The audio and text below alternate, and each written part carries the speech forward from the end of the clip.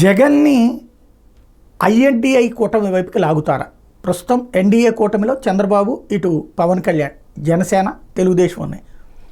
జగన్కి ఇవాళ మద్దతు ఇచ్చినటువంటి పార్టీలు చూస్తే దాదాపుగా ఐఎన్డీఏ కూటమి భాగస్వామ్య పక్షాలే ఎక్కువగా కనబడుతున్నాయి.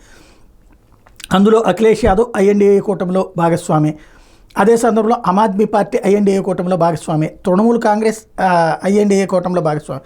అయితే ఎన్డీఏలోనూ ఐఎన్డీఏలోని లేని, రెండిట్లోనూ లేని అన్నా డిఎంకే కూడా మద్దతు ప్రకటించింది. ఒకప్పుడు తెలుగుదేశం పార్టీకి క్లోజు అది మద్దతు ప్రకటించింది. అయితే వాస్తవంగా జగన్కి క్లోజు స్టాలిన్. కాబట్టి ఇక్కడ అన్నా డిఎంకే కూడా మద్దతు ప్రకటించింది. ఎందుకంటే క్రిందసారి జగన్ ప్రమాణ స్వీకారం అప్పుడు స్టాలిన్ కూడా వచ్చారు.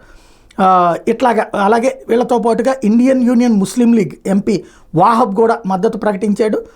అట్లాగే వివిధ రాజకీయ పార్టీలకు సంబంధించి మహారాష్ట్ర నుండి ఉద్ధవ్ శివసేన పార్టీ, తమిళనాడు నుంచి ఏఐడిఎంకే తంబిదొరై, కేరళ నుండి ఏఐఎంఎల్ అబ్దుల్ వహాబ్, వీళ్ళందరూ మద్దతు పలకడం. అంటే వీళ్ళల్లో ఒక ఏఐడిఎంకే తప్పించి మిగతా వాళ్ళందరూ కూడా ఐఎన్డీఐ కూటమిలో భాగస్వాములే.